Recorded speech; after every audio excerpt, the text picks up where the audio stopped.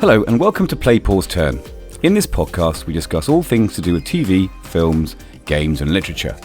We give our thoughts on the media we've been enjoying, old or new, and comment on anything topical. Our hosts today are Bobby, Alex, Mark and obviously myself, John. Okay, so we have a theme that's quite popular at the moment because it's just been released, and that is we are going to be talking Bond on this episode. So for our intro question, and it's our usual icebreaker that gives you, the listeners, an insight into the hosts' weird and wonderful lives. We're going to ask each one of you, and I'll start with Bobby with this one. What would be your dream Bond gadget? Bobby, over to you. I'm not fussy, John. I know usually I'm known for giving very long-winded answers, but I'm going to keep it so simple. I just want that DB5 so that I can blow irritating drivers out of the way. Like, all the time when I'm sat in traffic, I'm always like sort of trying to hit buttons, and I've got a Mini, so I've got those kind of cockpit airline, you know, those sort of fighter craft, jet fighter kind of flip switches everywhere. Oh yeah. And Carolina finds it highly amusing because I'm constantly flipping at those switches, and she's like, what are you doing? And I said, well, right now I'm trying to fire missiles at this idiot in front of me, but if you keep moaning at me, this one's the ejector button. But then I end up, because it's a big red one, that's actually the start-stop for the Mini, so I end up turning the engine off in the middle of the road. Do you have, between your buttons, that wonderful kind of milled metal steel kind of lacquering over the between the buttons? I do. It's lovely. Okay, that's pretty good. We might have to see a photograph of that later on. Okay. Go outside and take a picture. I will. Okay, so you'd like to have minigun turrets come out of your lights to kill people on the road who get in your way, basically? Yeah, and throw those spike grenade things under people's cars to the cow blow traps, them up. sort of explosive cow traps. Yeah. And have the oil slick coming out of the back license plate. I think we've got to be careful about what we describe that happens in the film before we give the spoiler warning, because that might be a spoiler as well, you see. But this is all stuff that happened in the Sean Connery one. Oh, okay. Yeah, it is a nod to it. Yeah, no to it. Okay, yeah, it is, isn't it? You're right. Alex, what would you choose as your dream Bond gadget? So what I'd like, because they went high tech this time, so I'd like an injection of nanobots, and those nanobots will give me toned pecs and abs. I don't need to be like, completely reformed. I don't have to be like John Cena. Yeah, John Cena, or well, I was going with Ryan Reynolds. Ryan Reynolds is Dude from Free Guy, where he's like a massive beef. I don't have to be beefcake, but just if you could sort that bit out for me using nanobots, that would make things a lot easier. Yeah, I mean, you could do it by exercising as well. Al, just saying. Wow, that hurts. Oh. Welcome back, Mark. I just feel like. Yeah. Oh, go on a bloody diet, you lazy sod. Sorry. Yeah, Mark, since you've interrupted, what would be your dream gadget? Sorry, Alex, I do apologise. Sorry. So, Alex, I think I should carry on, really, shouldn't it? I think I've absolutely ruined him there. My apologies. What can you do? Oh my God! Look at that, Thank body God beautiful. This podcast does not have video. There we go. I'm just Alex giving them showed us his abs before picture, and then I'll give them an after picture in about 18 months of intensive workout and training. So that was a lot more Felix Leiter and a lot less James Bond by the looks of it. Now, Mark, can you tell us your dream Bond gadget, please? I think mine would be a kind of similar to Bobby's in regards to the car. So I would go for the invisible car from Die Another Day. And the reason that I would go for that is because it would then allow me to run over all of the Insulate Britain protesters that are on the roads at the moment, and also all the Extinction Rebellion people at the moment. So I would do the invisible car so I could run them over and I can get a good trip. Okay, so permission to speak. Yeah, go on then, Bobby. Bobby, just for the listener, Bobby has been gesticulating in the most furious manner possible. He's been wringing his hands, and he's now has his head in his hands. Bobby, over to you. That is one of the worst James Bond films in history. That is one of the worst MacGuffins or whatever James Bond gadgets in James Bond film history. How can you even mention that invisible car, Mark? It was nonsense. It's technically not even achievable. It was just absolute tosh. I thought you were going to say like Roger Moore's Lamborghini or whatever it was, the Diablo or whatever that turned into a submarine in.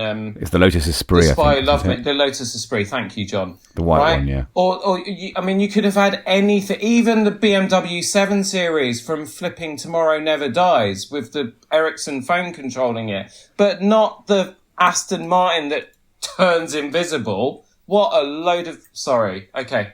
Anyway, I'm done. Well, so correct if I'm wrong, I believe the question was, what gadget would you like the most? Not what the best gadget from like the film or what. I'm not talking about the question. Didn't ask about realism, Bobby, is what Mark's saying. No, exactly. Sorry. Exactly. Okay.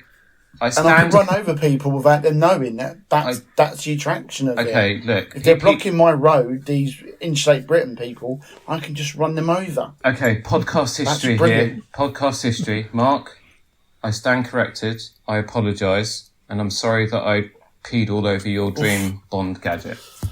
Oh my God. In the way that you peed all over Alex's. Yeah. I got you back, Alex. I feel that my dream gadget is a bit almost too realistic and a bit of a damp squib compared to everyone else's. But I'm a big happy camper, and I take an AeroPress with me on camping because I do like an espresso. And I can sort of hand press my espresso into a cup and it's all nice and hot.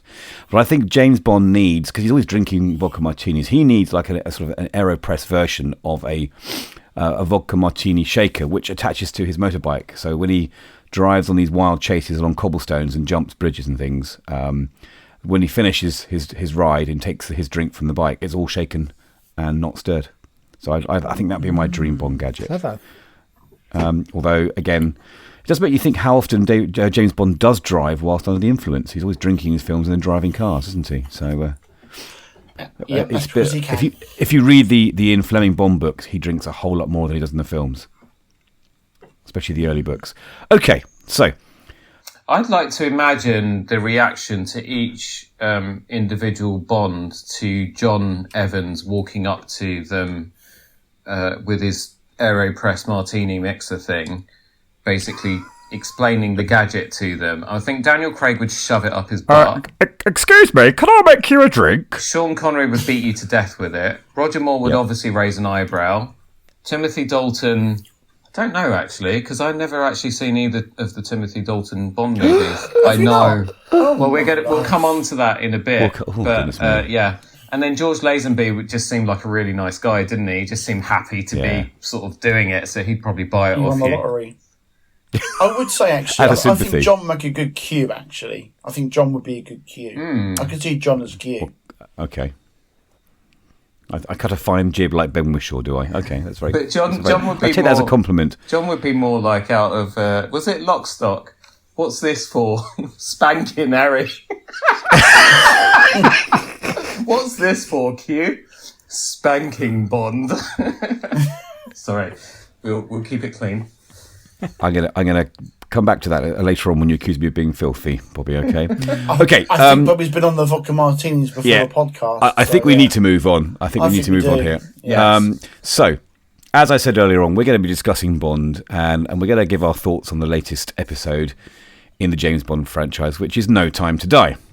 So, the first question I'm going to ask everyone, again, we'll go round robin on this one, is what was your first Bond? I think it's going to be the first Bond in living memory in your lifetime. So, Alex, what was your first Bond? Yeah, so for me, it was Timothy Dalton. I think it kind of gives away my age a bit, but so it was Timothy Dalton. It was some point between Living Daylights and License to Kill. And that was the first one that I saw, and it was probably a TV watch rather than a movie watch.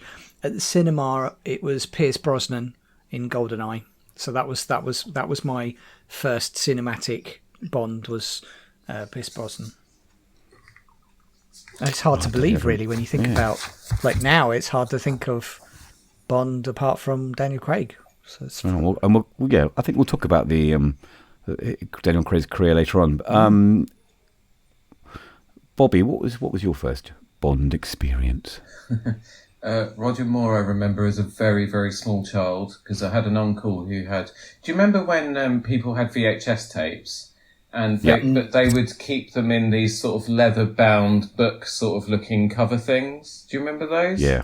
Yeah. So he had like every James Bond film. They were probably all pirate copies, but he had all, 8 James Bond films or however many there were by that time.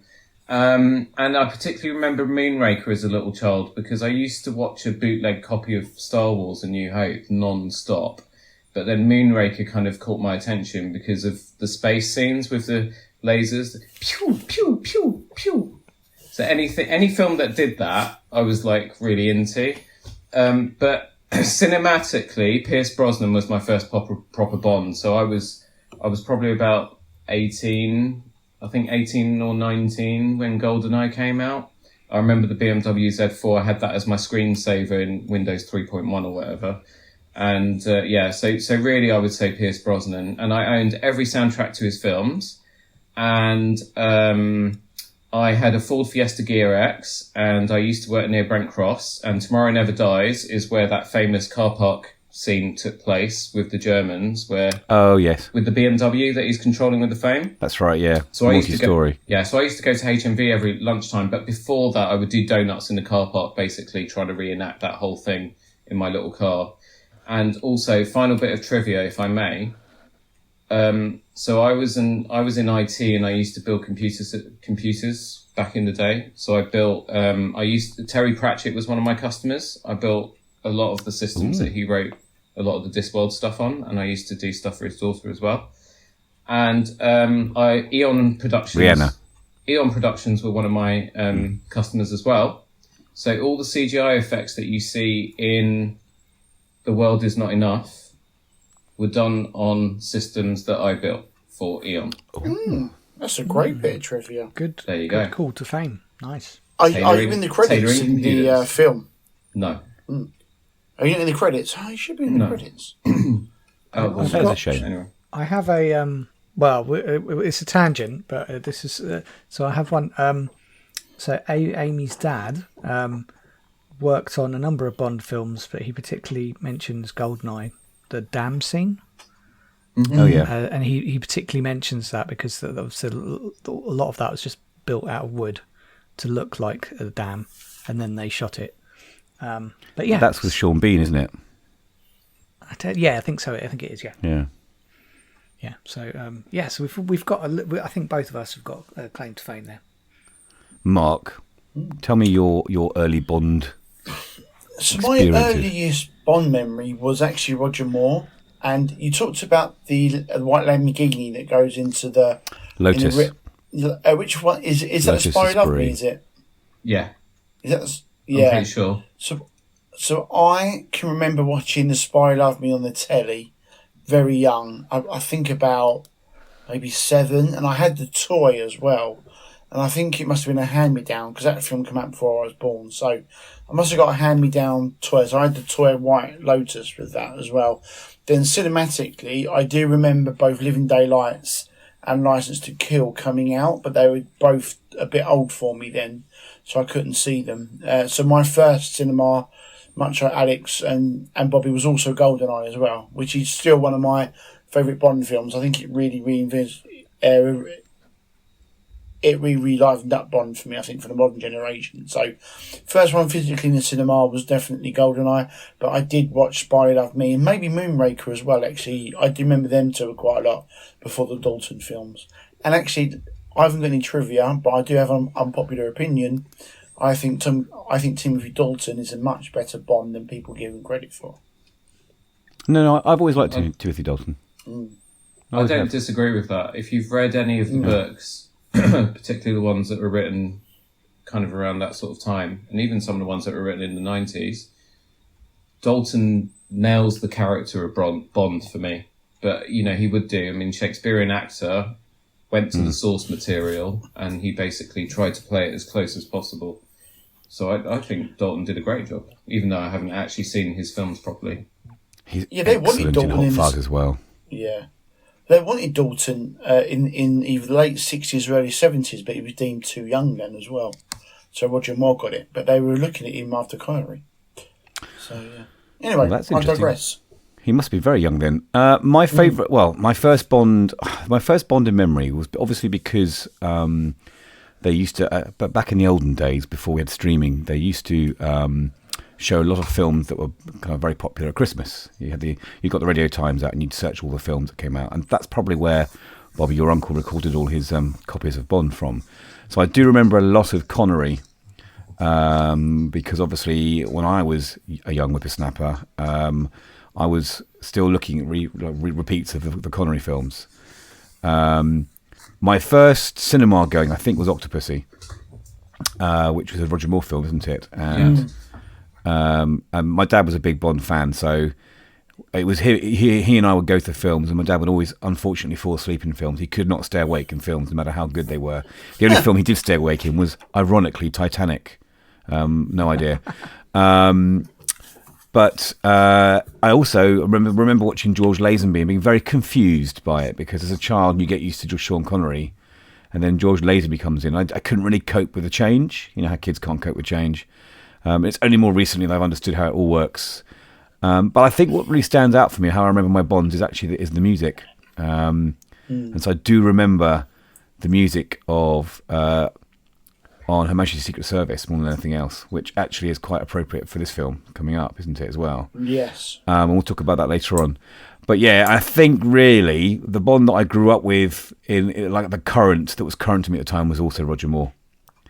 And we'll talk about, again, the Bonds later on, but it was Roger Moore's humour that I remember more than anything else. He definitely had a lot more of the witticisms that other Bonds had in the films. Okay, so we need to make sure that people are aware that they need to go and watch the film before we discuss this, because there's going to be some massive spoilers later on. But before we do go into the spoilers, we need to ask each other, did you enjoy it? And also, how did you see it? So I presume you went to cinema to see it, but first of all, did you enjoy it, Bobby? I did. I had tears in my eyes at the end. I was on the edge of my seat for a lot of it. And there are a few set pieces, one in particular which I want to talk about later, where I had to literally remember to breathe. And I was holding on to, well, at one point I thought I was holding on to Carolina. I was actually holding on to the wrong person on the other side of me. But this is all the fun that happens when you go to the cinema with me. And but I loved it. For me, it was perfect. How about you, Alex? Yeah, no, I thoroughly enjoyed it. I think it's the best way to describe this is it was a very competent film. So it kind of ticked a lot of boxes that it need to tick, and there's a lot of feeling for Bond. There's a lot so it's a lot about his, without getting into too much detail, it's about his relationships with women and like he's he becomes monogamous Bond. So it's about that. And I think that was quite nice. There's lots of storyline and action throughout the whole thing, so I didn't feel like the runtime was as long as it really was. It's not without its faults though, so don't think of it as perfect. But I really enjoyed it. How about you, Mark? I enjoyed it a lot more than what I thought I would, because I didn't think they did the best trailers for these. Like I remember being very, very underwhelmed by the first trailer that came out, and I think they released one a couple of months back, and I still wasn't quite into it as well. So I went into it a little bit apprehensive. You went in with low expectations, basically. No, I wouldn't say low expectations, because I'm a big fan of Craig. I particularly Casino Royale for me is one of the best ever Bond films. I love that, and also like excuse me, sorry. Also like Skyfall, of course, as well. And I rewatched Spectre the day before it saw the film, and actually I had a bad opinion of Spectre, but it's not great, but it was a lot better than what I thought it was, actually. So I'll give Spectre nowhere near as bad as Quantum of Solace, of course. No, Quantum of Solace has always been his poorest one. But I was actually reading a story about that. They had a nightmare production for that as well. It was during the writers' strike, so I think there's some continuating circumstances in that. Anyway, to go back to your question, of course, it was better than what I thought it would be, but there was, for everything that I thought was interesting and the things they tried to do, and some of the changes in it were quite good. There was equally a lot of frustration in it for me. So maybe me and Alex are kind of on the same bit. So as good as some bits were, and that I liked where they went, there's some other bits that I found really frustrating and didn't like, which we'll get into in the spoilers. So for me, it's probably probably the third best of the Craig films, I would say. I think it's probably better than Spectre, but I don't think it's as good as Skyfall or as Casino Royale, in my opinion. Okay, interesting. I can see Bobby making some rude gestures at Mark right now. I'm afraid Bobby, I don't think Bobby likes me tonight somehow, yeah. Yeah, I mean, I did enjoy it, and I enjoy the diversion from real life it gave me, because life at the moment is a little bit stressful and horrible, isn't it, for everyone? I did enjoy all the set pieces. There were some lovely set pieces, which we're going to go into later on, but I didn't come out of the film thinking, oh, wow. I did enjoy it, but I felt a little bit like there was less of a buzz that I came out of, like from Skyfall and Casino Royale. I had a few problems with some of the characterization in the film, and I didn't have any emotion at the ending, which we'll talk about later on. I'm still trying to work out why I wasn't affected by the ending. And I'm afraid I did look at my watch every so often during the film. And that for me is not a good sign. And I think maybe it was a little bit... It could have had some of the fat cut from it, a little bit. Yeah, I agree. That is however, I am open to be convinced otherwise. And that's why we're here today. So we are going to move... So we can discuss this properly, we are going to move on into spoiler territory now.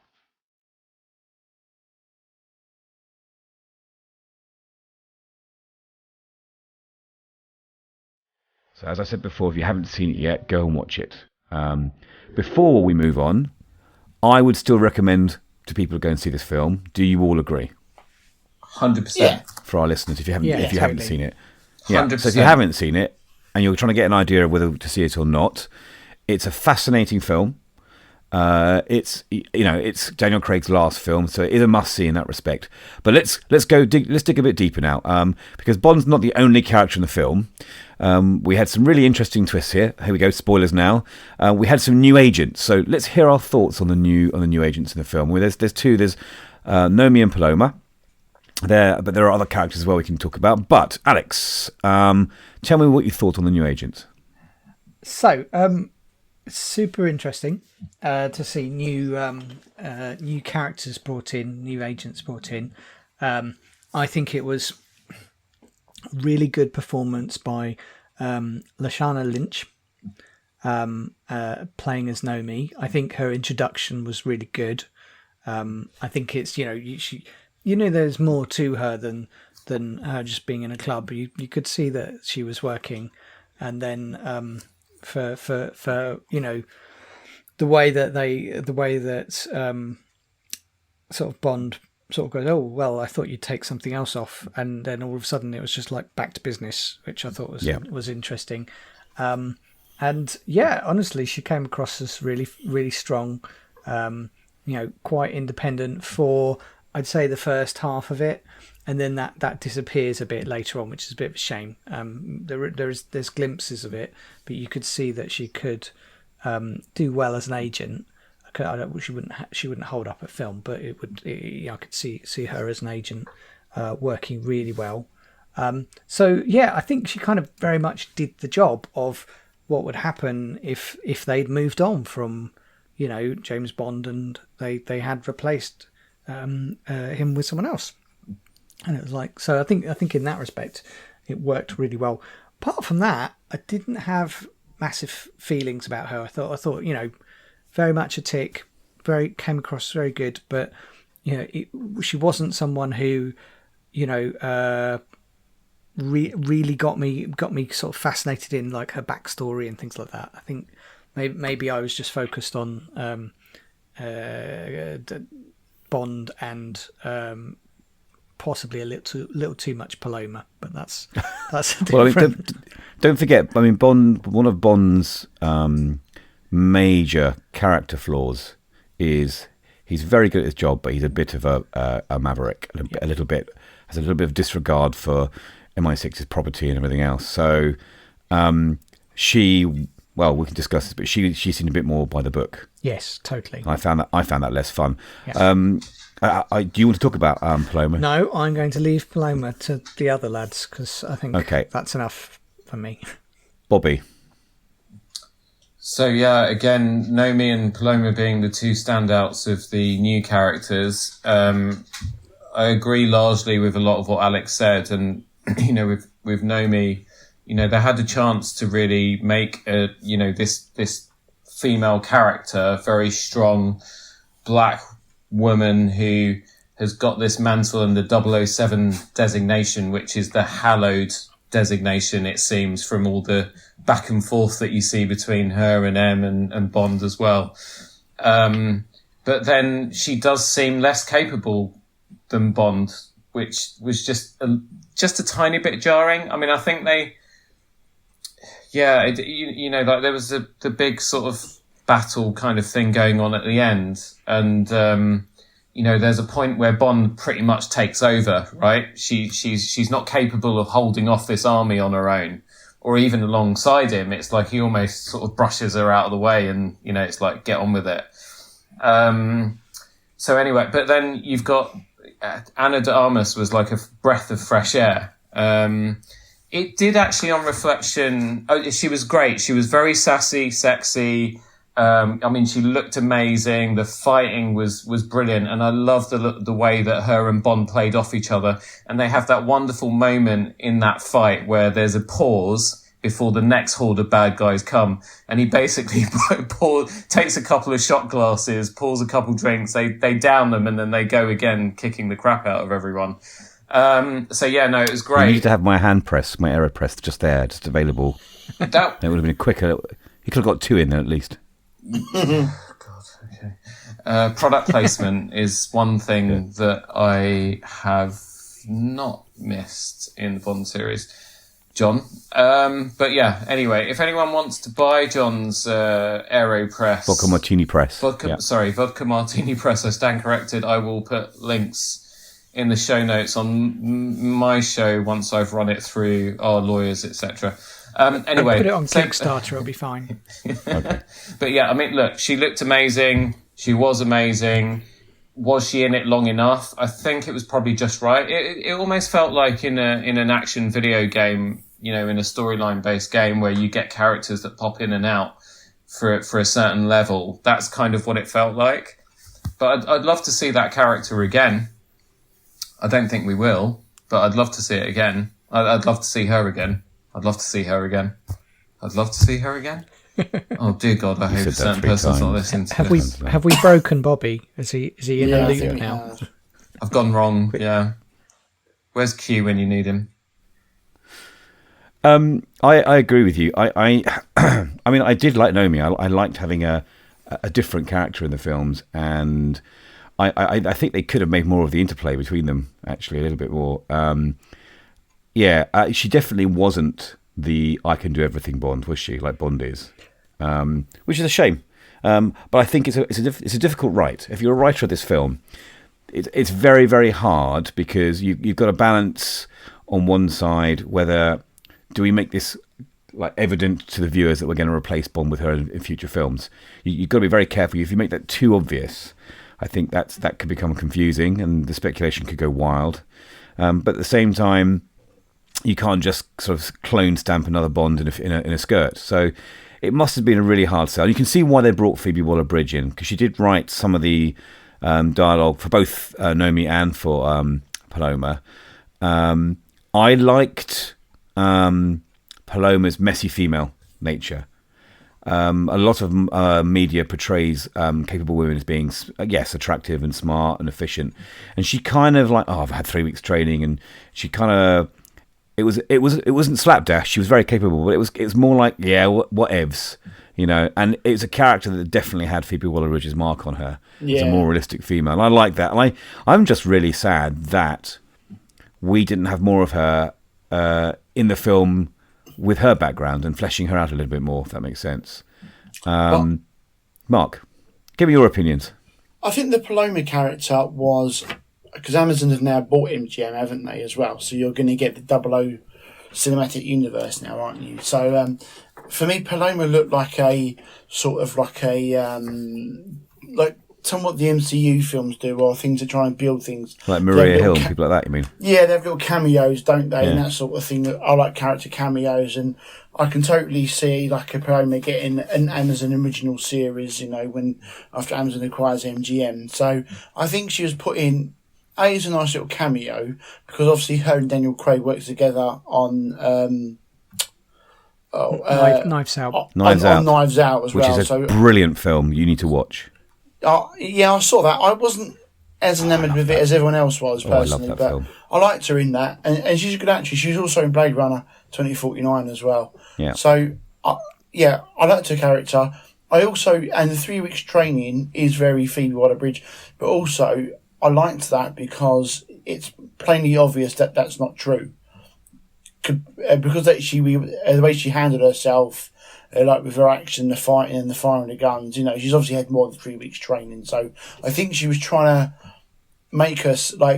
make Bond, maybe the viewer, think that she's a bit ditzy and maybe not quite capable and experienced, but actually she is. So I like that kind of like a bit of a double edge. I liked her as well, which I thought was quite strong. And the actress is very charismatic, so it's a nice cameo, and I think that fitted in well. And I do think she'll get her own little spin-off character. Her own little spin-off series as well. In regards to, is it Letessa Lynch, isn't it, as Naomi? Lashana Lynch. Silence, sorry, excuse me, beg pardon, sorry, yeah. I didn't like her character very much. I don't think it added much to the film, and I think you could have cut that character out quite easily to have trimmed down the runtime as well. I like the idea, there's a very good line when Bond is visiting MI6 and they say 007, and obviously she responds to it, and she sort of says to him, what, you thought they were going to retire the number, did you? Or something like that, she says. There's a nice little line there, and there's a bit of personality in her there, but it's... The problem with the character, again, is... you're saying strong women and that sort of thing. I don't necessarily think that if you're going to be a female agent, you need to be, in brackets, a strong woman. You've just got to be a good soldier like Bond is.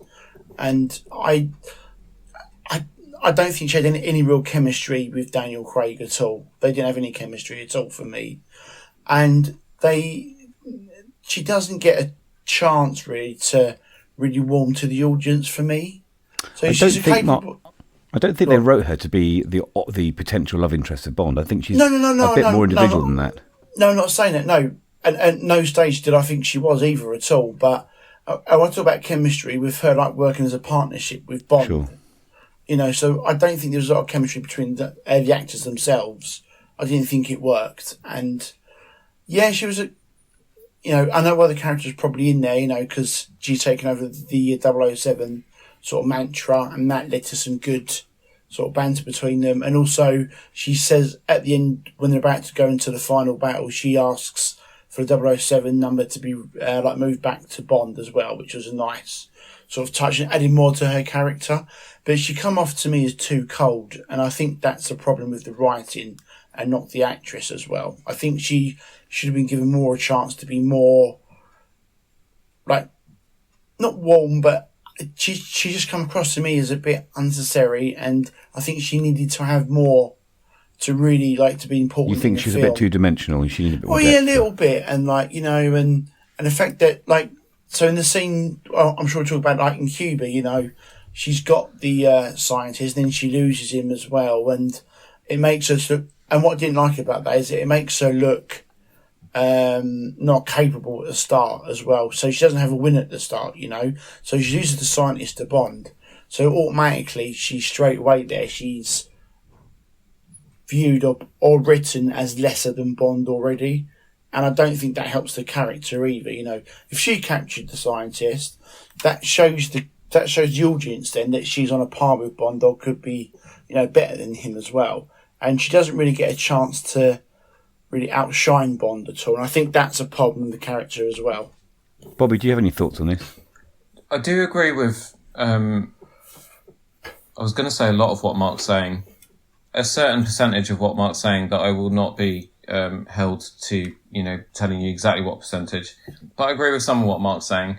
The question I would ask Mark is, does she need to, when women go into a very male-dominated role in the corporate world or wherever, they tend to hold back a little bit and kind of be a little bit colder, because they almost have to do this almost as well in the way they dress as well. They can dress a little bit more masculine and so on. You go back to Vesper when she first appears in Casino Royale.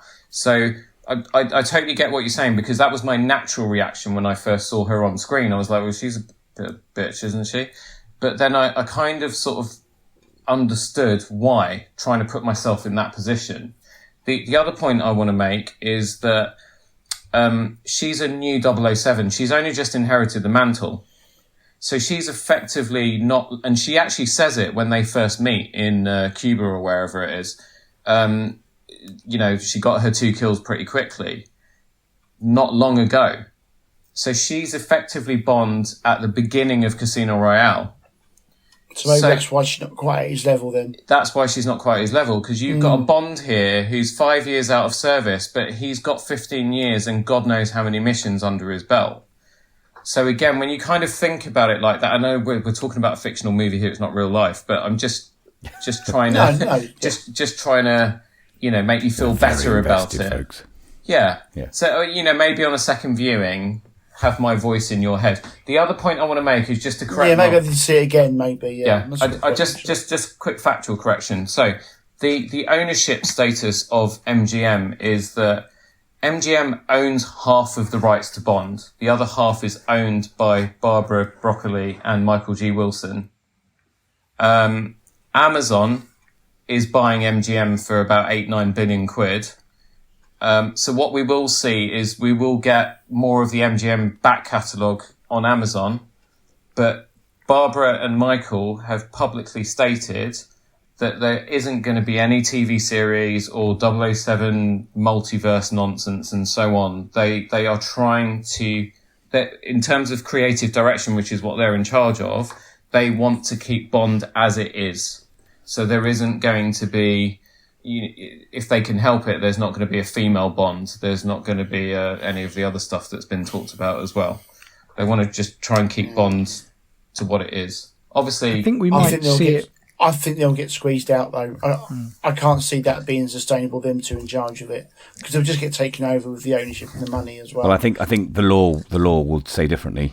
Well, I think what we might see is we might see it more frequent, because the thing is, one of the challenges is that it never really got to the point where it was like every couple of years we'd have a new Bond. We almost started that and then it stopped and then started. Not for Bond's fault, obviously. With the pandemic, this would have been out 2 years earlier. But I do think that we're going to see more of that regularity, because basically Amazon will just say pump the money in. So they'll be like, they don't have to try that hard. We'll be like, nope, it's fine. Whatever you need, we've got it.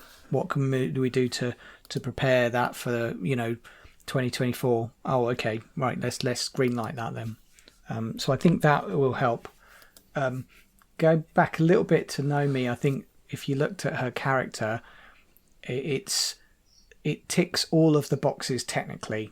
And so I think the thing is, if you think, oh, we need a peer of Bond, I think, and yes, they're going to have to work on the same suspect and that kind of thing. They're going to have the same people. I think it ticks all those boxes. I think she just lacked a bit of heart that you couldn't really encompass in this film, because this isn't about her. This is about Bond. So I think it was, in a way, she performed fine. It was just the character is a little bit flawed at this stage. Maybe that will change in the future Bond. We'll have to see. Okay, some interesting points of view there, and you have again educated me tonight, gentlemen. So that's really good to hear. Now, obviously, there are other characters. There are other characters in the film. Again, some of those characters are stalwarts, have been along all the films. What were your favourite other characters in the film, Alex? Yeah, it's two sort of, I'd say long running for in the franchise, not that long running really, but I think it was Q and M were the ones for me that had the most resonance and that I could understand, get behind them. I think Ben Whishaw as Q really has bedded into the role, so I think that was nice, and it was nice to see a bit of a human side to him, which was good. And I think Ralph Fiennes as M very competent, and I think sort of really picks up from Judi Dench being as M. I think he's kind of got that gravitas. So I think together they worked really nicely. How about you, Bobby? So yeah, I was really upset when Felix Leiter died because it was really nice to see him. Yes, I agree with that. Yeah, it was really nice to see him back, and the way he died as well. It was just tragic, right? And I think Daniel Craig helped that because the emotion in his face and the tears in his eyes, even underwater. We've got to talk about Daniel Craig later on, guys, before we finish off today, and acknowledge the great job that he's done with this series. Hugh Dennis, it was really nice to see him because I'm such a huge fan of Hugh Dennis. But when he popped up in the laboratory, that was the part of the movie that I was taken out of, and I was back in the cinema again. So I did find that a little bit distracting. It's a bit of a Fleabag reference as well, isn't it? A little bit, yeah. And I do love him. Oh yeah, that's right. When he's the guy that she kind of meets on a bench randomly, right? So I do love him, but it did take me out of the film a little bit. Christoph Waltz I always love. Especially since that very first opening scene in Inglourious Bastards. He just chews the scenery whenever he's on the screen. I love him so much. I think Leia Seydoux was much better in this film, probably due to the script, and also I don't know her she was just a lot more fleshed out in this, and maybe the little prologue before the beginning credits helped as well. But I thought she was great as Madeleine. The little girl who played Matilda was super cute. But then, I love kids, so I thought her name was Colleen Defoe. There you go. Whatever, she was great. And I thought Rami Malek did a really good job with Safin. Obviously, not one of the great Bond villains, but still, he's a really good actor. And then lastly, from people who've been in it previously, a bit disappointed that Naomi, God, what's her name? Moneypenny. Yeah. Naomi Harris. Didn't seem to have as much, but then there was a lot going on in this film. There was a lot to pack in. So Ralph Fiennes, for me, has been brilliant. He's shown himself to be a capable M, a can-do M. There was a really, really nice little testament to the original M. His portrait was on the wall at one point. Yes. Saw that. But yeah, Ralph Fiennes did a great job. And then, Ben Whishaw as Q. I thought it was a really nice touch that they, confirmed that he's gay and all that kind of stuff. Spoiler alert. But yeah, he did. But was that not just a little bit of a throwaway line though for that? It wasn't a throwaway line. It was to make it natural and normal. Actually, I think more than anything else. Because I've got. You wouldn't say, "Ta-da! I am gay. Look, everybody." You can't do that in a film, so you've got to allude to it in a more natural way, haven't you? But it's just like one line which is always coming round, and then it's not discussed even. If you're going to make a character gay, at least give them like a story, in a bit more than just one line. I thought that. I just thought that was a bit disrespectful to him, really. In fact, I think it didn't insult people's intelligence, that line. I thought you'll either interpret it as that or you'll miss it, and does it matter? Yeah. No, it doesn't matter. I'm just saying though, but it's a bit like the thing with Star Wars, isn't it? When there's the two girls kissing, at the end of The Last Jedi. You know, like, either you're going to have proper LGBT characters in films or you're not. And like the thing in, like Endgame does it as well, you know, when in the group therapy in Endgame, you know, the guy says he was on a date as well and that. I just feel like they're just lines because they feel they have to be in there. If you're gonna make a character sexuality part of them and that, like, give them like an honest part, like, I don't make it real for them. Don't just do one line and say, yeah, that's ticked, you know.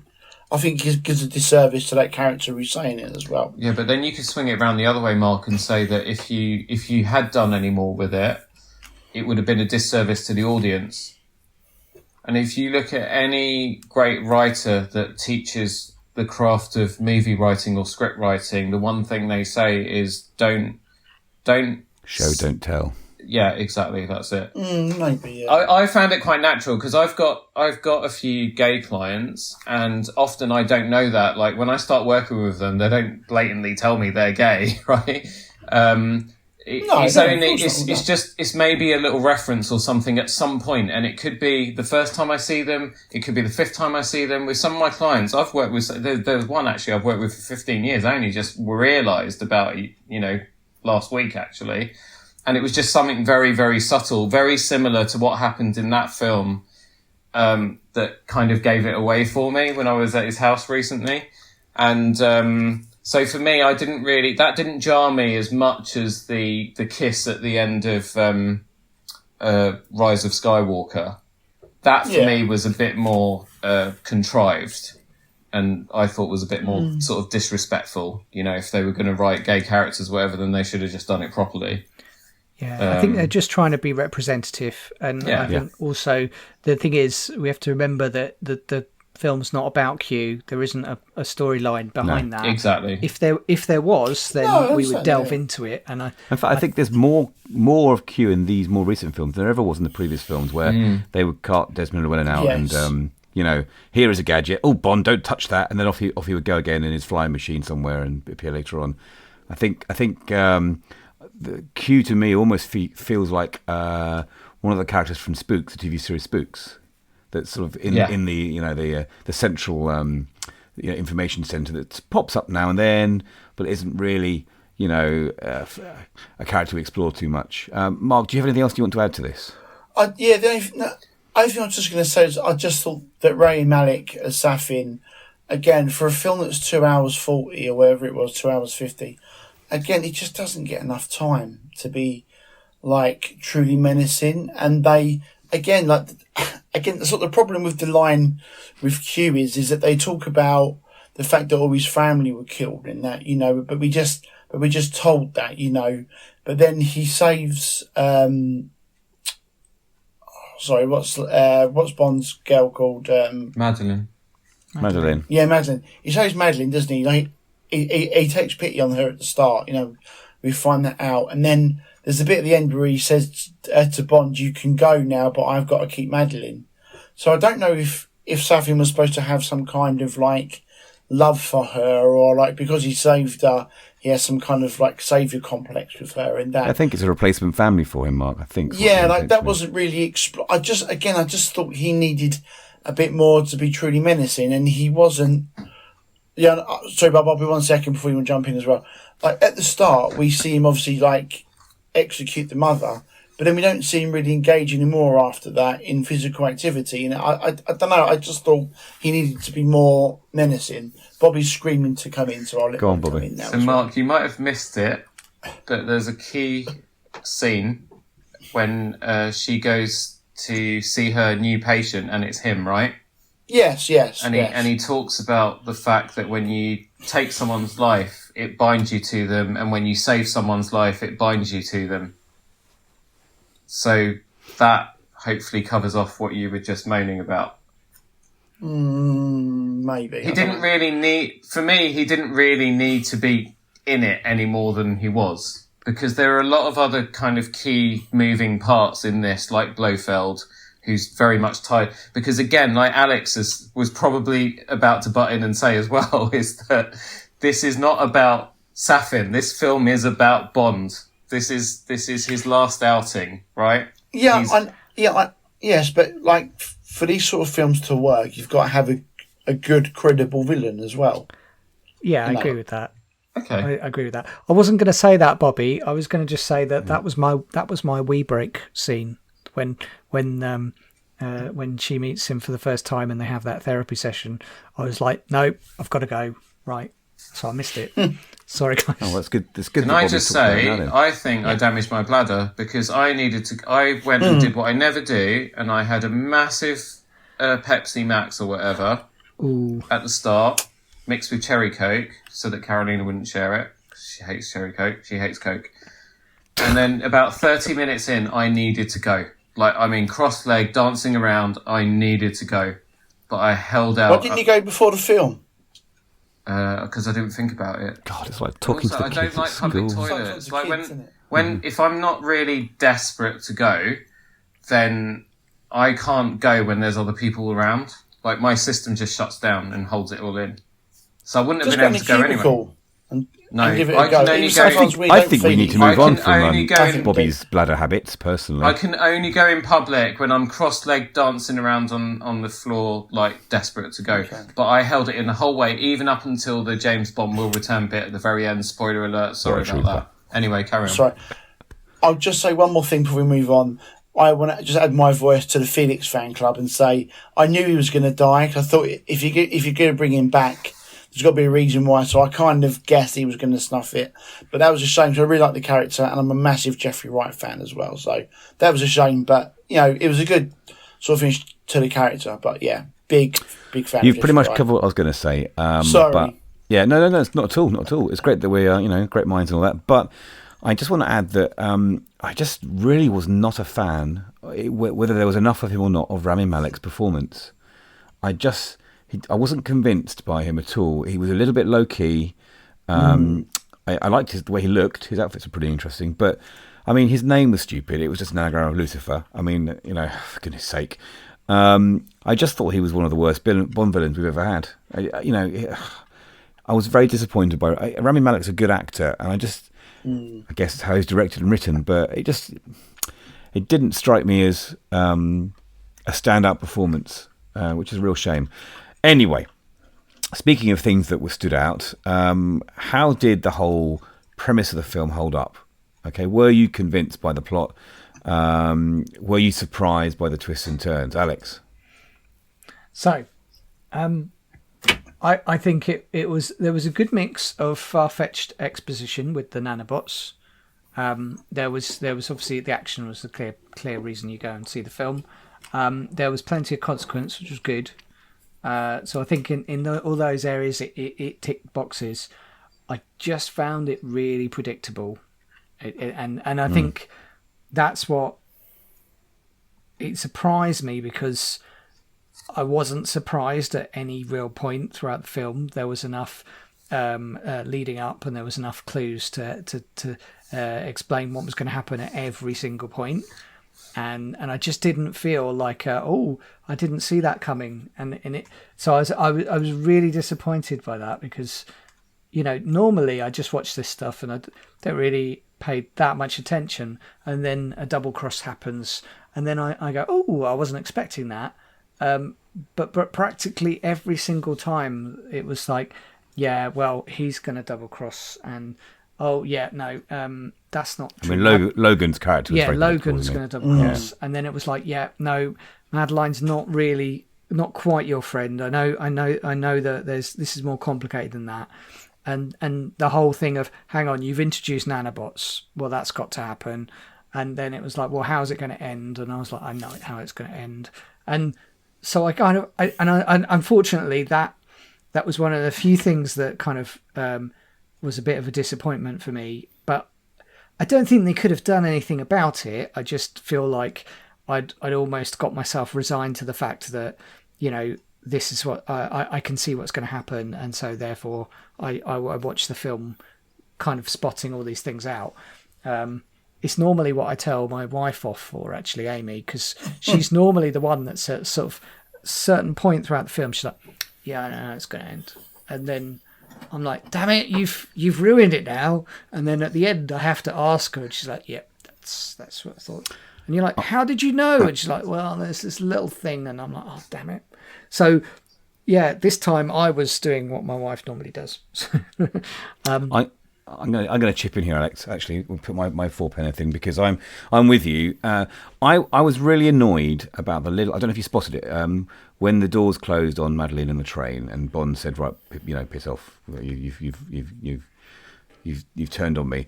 Yeah. When she touched her hand to the stomach, I straight away worked out, and I actually turned around to my friend I was with in the cinema. I said, "Look, she's pregnant," and I'd worked out then, pregnant, child, probably Bond's. It's the first time Bond has had a member of family to protect properly.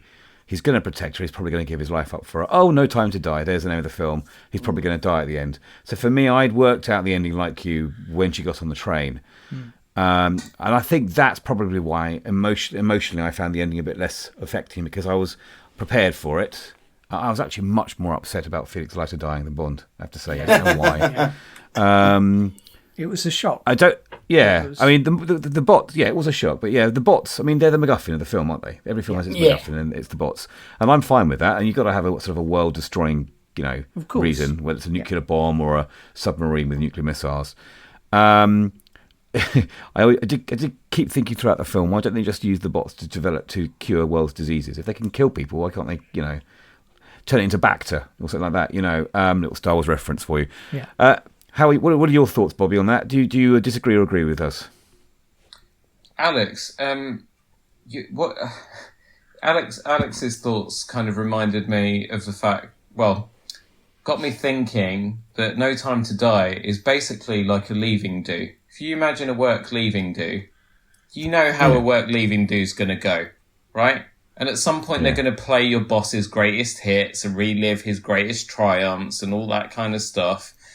And they're not going to kill him at the end, but I was just going to say that. There's a few bosses. I've been thinking, but I guess this kind of now having had your guys' thoughts, but this is effectively a leaving do for this incarnation of Bond and a leaving do for Daniel Craig. Anyway, the plot arc does follow Avengers Endgame. Yes, right. 5 years later, substitute Tony Stark for Bond and. Matilda is, the little girl, Tony Stark and hamburgers or cheeseburgers, and I love you 3000 for, doo-doo.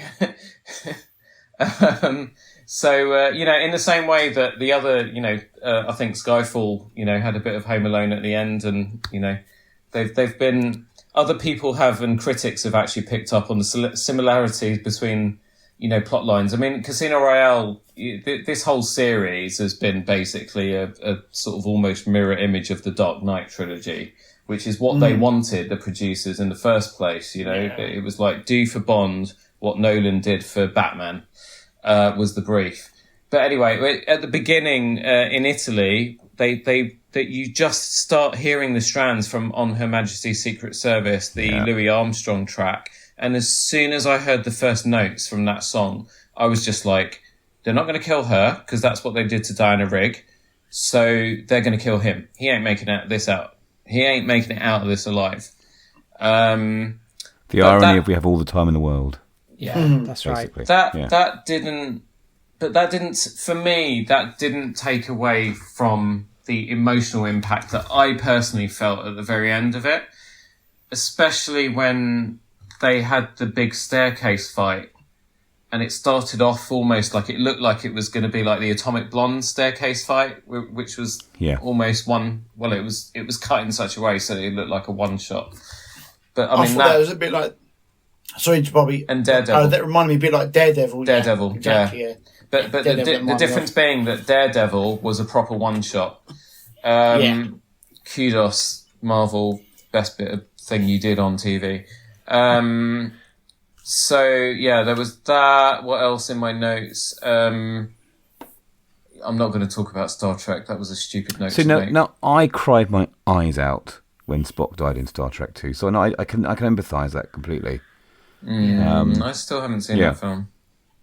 No, you've not seen it? No, what, the original Star Trek 2? Wrath of Khan, no, because you know the bit at the beginning when Chekhov and the other guy, they put the earwigs in to torture them. Yeah, Wrath of Khan, yeah. Yeah. I was a kid. That's the only that is scary. the only bit, Star Trek film that's a 15 because of that ear scene. Yeah, Because the blood pours out the ear. Yeah. Yeah, And they that cut was that out too of the much. TV versions. You don't see the creature coming out and all the blood pouring out on the TV versions. Only in the original retail versions. Oh, okay. So well, the yeah, TV versions were 12s and the original one was a 15. Yeah. Anyway, sorry, we do digress. So anyway, but I wasn't going to talk about that note, and yeah, that's it really. I liked it overall. It's Bond at the end of the day.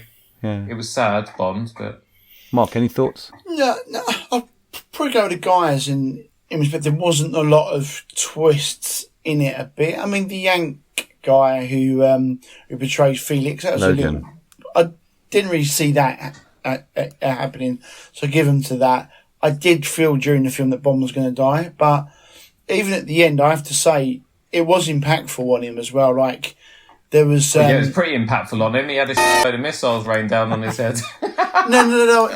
As in the It emotion. was a cluster of it. bomb, wasn't it? Yeah, no, it's the emotion of it. And to be honest with you, when they rescue, I'm terrible with names when we do these things. Madeline. The Bond girl, Madeline. And the child, Matilda. and Matilda. yeah, Matilda. Thank Grogu. you. And yes, Played by Lisa And- Dorasone, by the way. yeah, and they go in the Lovely boat, little girl. and he says, "I've got to finish this." I kind of guessed that he was gonna, snuff it, but it was still impactful. The bit, when she, says like he's yours. He goes, "Oh, yeah, I know by the eyes," and that sort of thing, and that was quite nice. And I think it was quite ballsy of them to kill Bond off. It's the first time it's ever been done. Sean Connery faked his death in You Only Live Twice. I think he does. I mean, the name's the clue there, I think. Yeah, of course, yes. Yeah.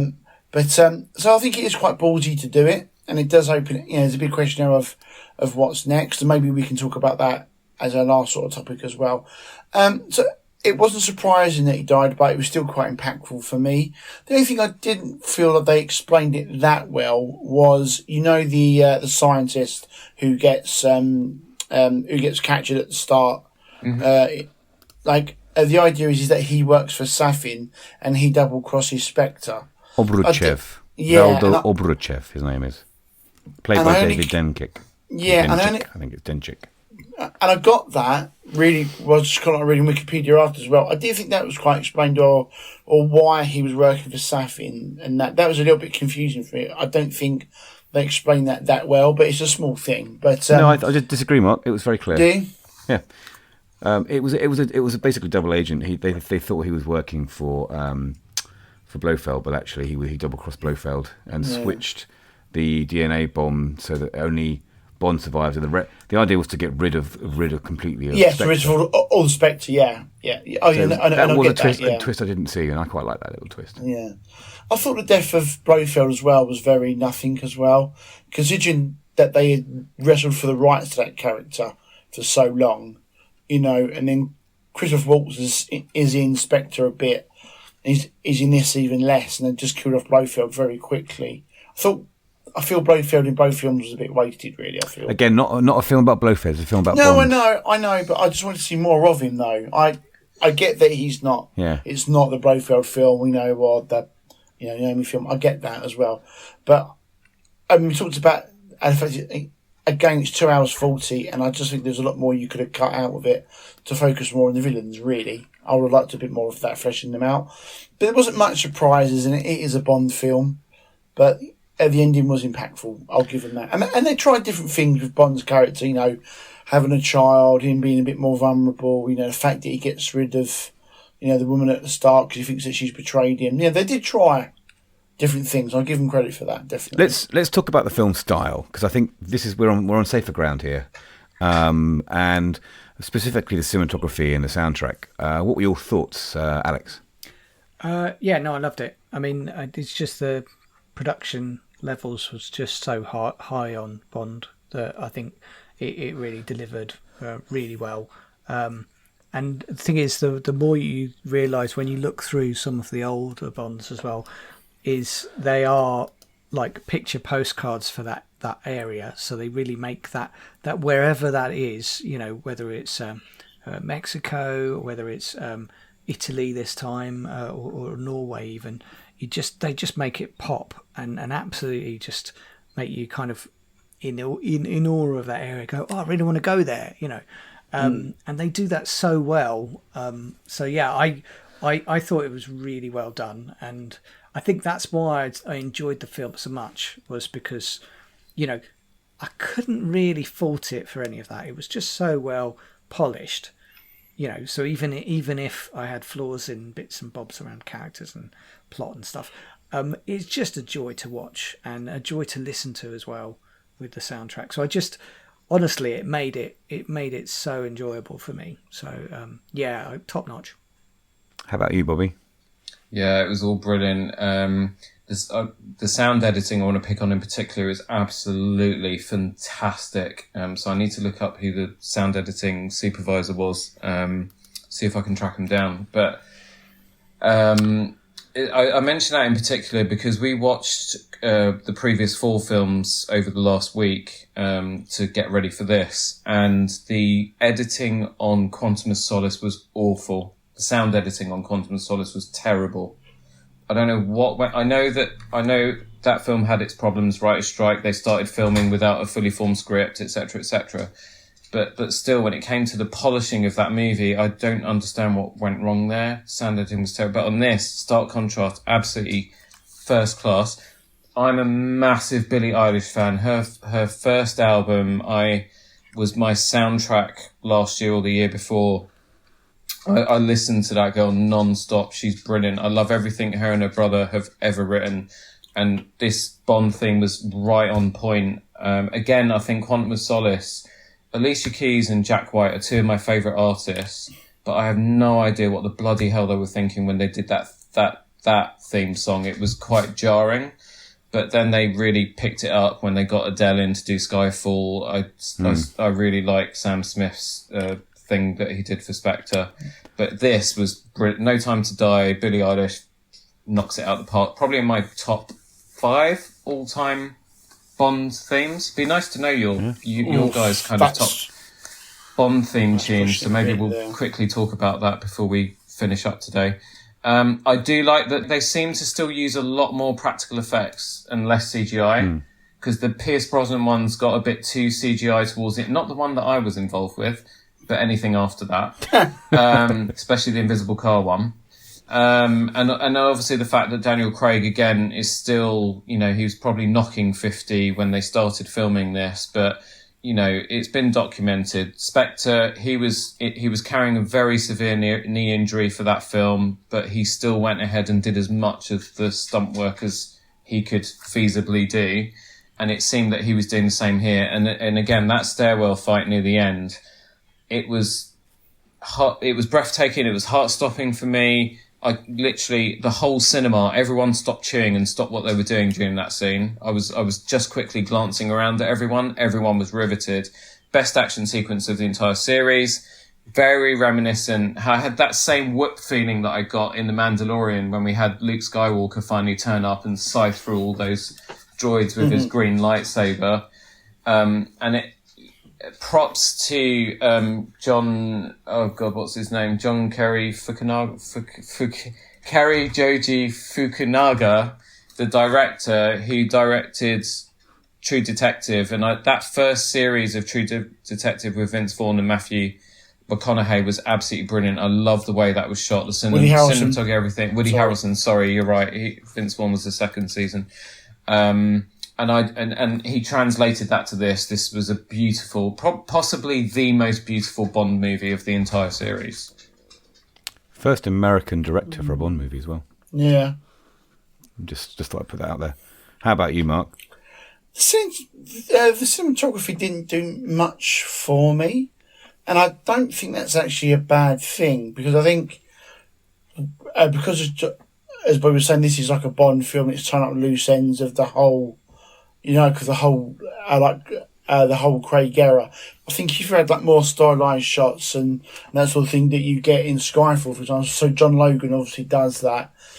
Does the cinematography in Skyfall. I think it's John Logan. I can't remember off the top of my head. I think it's John Logan.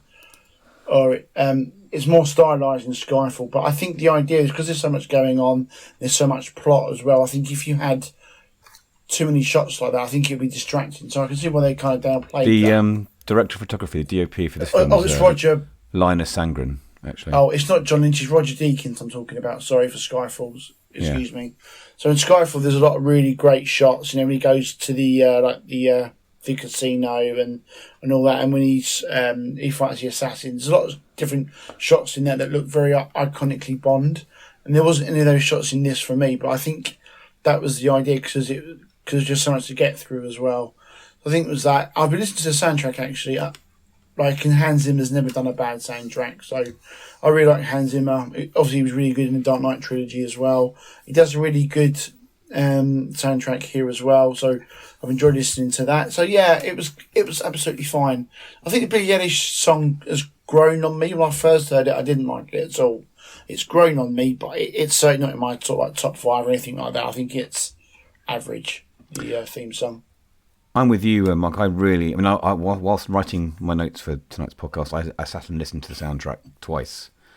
When they released the Billie Eilish theme a while ago, now obviously when they thought the film was first coming out, it was one of the first things I played on my new stereo HomePod pair, and I'm a big fan of Billie Eilish as well, like Bobby. It just sounded amazing, and actually when the theme play kicked in and they had the lovely, the intro sequence they always do. I think they're always brilliant. I love the way it finished by folding out to the building with the lab in. I thought it was a really clever segue. I remember both me and my friend at the cinema were just getting goosebumps when that theme played. When I re-listened to the soundtrack, I then listened to Final Ascent, which was the music that Hans Zimmer composed as the cluster bombs land on Bond and the island. And actually, that got me more emotional listening to that without a film and remembering that sequence than when I actually watched it. That goes to show what a great composer he is. In terms of set design, I thought they were excellent. I think it's so important that Bond films have these amazing vistas and locations. I'm worried a little bit about us getting almost desensitized to the locations in some cases. I thought the sort of stepped where they first had Bond and Madeleine staying. I don't know where that was. Someone might be able to help me out with that. With the graveyard where he gets bombed in the graveyard, I thought that location was really interesting. And again, it demanded a chase sequence through all the sort of the steps and levels.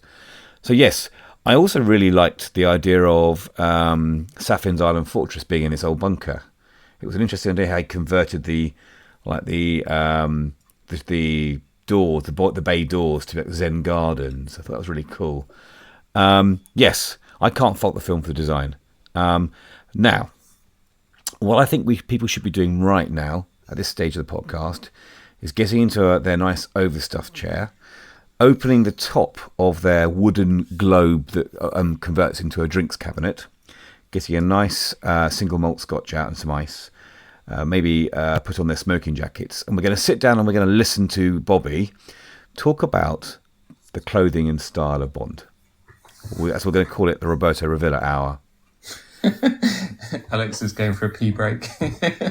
I'd actually, first of all, I would really like to hear your guys' thoughts on the costume design and any favourite outfits, anything that you saw any of the characters wearing that you might fancy for yourself, and why. I really love the jumper that Bond wears at the end. The blue one. I love that. I know there's a name for that sort of design, but I don't know what the name of it is. And I love that. I thought he looked fantastic in that jumper, and I want that, definitely. You mean his commando outfit he wore? Yeah, like the one he wears at the very end in the last battle scene. He wears. Yes, it's an Enpeel. It's a Enpeel navy ribbed army sweater you're talking about, isn't it? Is it? Yeah, it's a British military style sweater with the ribbed commando. Yes. It's got a dark blue. It should have, because I remember having one when I was young, but in green, with the elbow and shoulder patches, and actually has a drawstring cord around the neck, and that's designed to hold in any items of clothing so they don't hang over your gun and so on. But yeah, that's it's an army favourite, that one.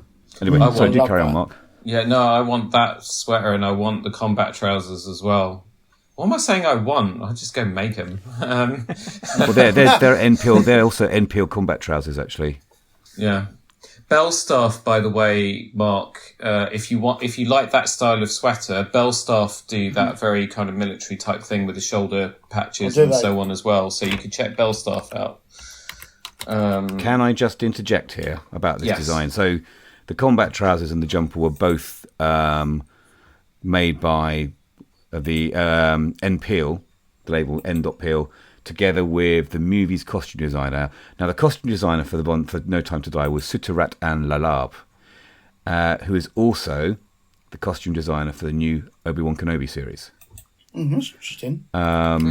So I think she's a person to watch, and I'll be interested to see how the design of Obi-Wan Kenobi, maybe there's a cross-fertilization or influence from the Bond film. Anyway, Mark, do carry on. What else did you like? I've just looked for that jumper. It's £345 at the moment on the NPL website. Bargain. So maybe on payday. Yeah, I might get that on payday. There we go. So I really liked that. It's funny. I don't think his wardrobe was quite as good or as memorable as in previous films. I like his style in Casino Royale, and I did like some of his outfits in Spectre as well. Sort of bring to mind as well. I don't think his outfits were that sort of impressive in this film. I love the jumper and that. I don't. There wasn't an iconic look for me apart from the army jumper, which I love. But I don't think there's something that I thought thought I want that. I remember watching Casino Royale and I was like, I want that suit, shirt, and tie combo, and I think there's something in Skyfall. I was like, yeah, I want that as well. I don't, apart from the jumper, I can't think of anything else straight away where I'm like, yes, I want that. I'm going to buy like a cheaper version. Actually, I probably can't afford the real one. So I love that. Unless I'm forgetting something like Sidley, feel free to interject. Yeah. No, I know exactly. I was going to say, I know exactly what Mark means, because you think Casino Royale, 2 outfits from that film: the peak lapel dinner suit he wears at the poker table, the Brioni. Yes. And the suit at the very end, the 3-piece, when he's got the assault rifle hoisted over his shoulder when he goes when he shoots Mr. White. I think is in the posters of the film. Yeah, I also do love though the outfit he wears when at the start of Casino Royale, when he goes to the is it the Caribbean Club? It's called, isn't it? He comes off that. Yeah, he comes off the plane and he's wearing the shades and like the beige suit, and the way it looks fantastic. I like there as well. Yeah, but what I mean is like alluding to your point about standout outfit. So Casino Royale, the tux and and that suit at the end, the 3-piece navy narrow pin. We call it a pencil stripe. Quantum of Solace. Really, there was only one. There was only one suit in that, which was the black suit that he wears pretty much all the way through. And but still, it's a good one. And that was where Tom Ford basically first started doing the suits. Yeah, I've really got a lot to say about the tailoring and how bad it is. Skyfall is the light grey sharkskin suit from the beginning of the film. Skyfall has had single-handedly the biggest impact, probably not just my tailoring business, but on a lot of tailoring businesses. That light grey sharkskin suit, the navy shawl lapel tuxedo, and actually those are the main 2 from there. But those 2 suits were the most popular suits for grooms to get married in between 2012 up until recently. The irony of that doesn't escape us, does it really? To get married in a Bond suit. Yeah. And do you get people coming in saying, "Make me look like Bond"? No. Okay. But I subtly weave that into the conversation with them. If they don't come in knowing kind of what they want or having any ideas about what they want for their big day, I'll very subtly just drop a Bond reference in just to see if that pushes a button. And 9 out of 10 times it does. Because at the end of the day, that's testament to how iconic this character is and the influence that, the aura that this character has, right? Spectre, it was the white dinner jacket was the standout from that. And then the black peak lapel 3-piece suit he wears just before he shags Monica Bellucci. I basically, I'll show you my cliff notes for that film, because I was with my iPad making notes on every single movie as we rewatched them recently, and I am just in the middle of creating a pattern to recreate that suit for myself, but tailored better than Tom Ford did it, because again, and that's the thing, right? The way that they fit Daniel Craig, they'll have multiple suits, because they'll have a hero suit, which is the one that he poses in, which is all tight fitted and so on. But that doesn't work when you're trying to leap off buildings and ride motorbikes and that sort of stuff. So they would have built other suits that were maybe 2 sizes bigger so that he could actually run around in them. And I think, especially when you've got a film where you've got outfits that are quite iconic and you've got a lot of close-up work highlighting what he's wearing, I think the tailoring could have been a lot better through the series, in fact. But anyway, going back to this film, actually, sorry, before I give mine, John, outfits that you loved. Yeah, I mean, I'm a layman, obviously, when it comes to tailoring, and I like to do my research because I like to know what I'm talking about. So for me, I'm an easy please. I mean, I do. Tom Ford is a name that we all know, and I'm pretty sure. Isn't there a film about him that played by Colin Firth? Didn't yes, he play him in the film? It's in the 1960s. He directed. Yeah, I'd like to see. I haven't seen that, but I need to see that. It's for me, I think what's really important, and I think about this when it comes to video games too, is silhouettes are very important. So you can understand and see something very, very quickly. And I think what they did do well in this, whether or not you like the tailoring of them, I thought the silhouettes of the outfits were quite clever. Because it's a real variety of things that he wears in this. And obviously everything he wears is rather special. And I did like his tux he wore in Cuba. I wasn't sure about the suit he wore in Matera. Matera was the place where he was with Madeline, and had the motorbike chase scene. It was a tan corduroy Massimo Alba suit, and he wore a blue Brunello Cucinelli button-up shirt with that. And I just felt like it didn't really complement his height in that suit, because it had did it have like a double or triple pocket on the sides? It wasn't so much the ticket pocket on the side. The problem really looks shaped. I'll tell you what the problem is, if you'll allow me. Sure. I'm not sure exactly how tall Daniel Craig is, John. Maybe you can look that up. But he's obviously not tall, right? He's not a Pierce Brosnan or a Sean Connery, or even the Roger Moore. The problem with Daniel Craig, he looks best in a 2-button jacket. Most shorter guys do, or anyone who's south of 5 foot. He's 5'10". So he's 5'10". I would never put him in a 3-button jacket, because the 3-button jacket buttons much higher. Yeah. It then means that you show less shirt and less tie, and that has the effect of shortening your torso.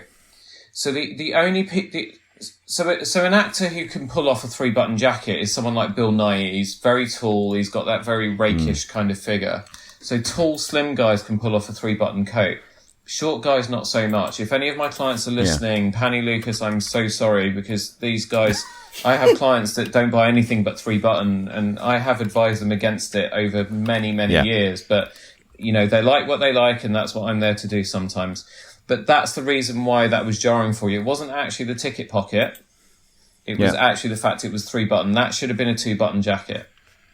Well, let's go to that then, because I really, my favourite outfit he wore in terms of the really smart stuff he wears was, as another Tom Ford suit, obviously, the Prince of Wales grey suit he wore, which he did when he visited MI6. And he had those, the glasses he wore, which were kind of sort of flat top. They were the Barton Pereira Joe glasses, weren't they? That style of sunglass is very fashionable now. You see it in a lot of movies, that 1960s style with the sort of bar across the top.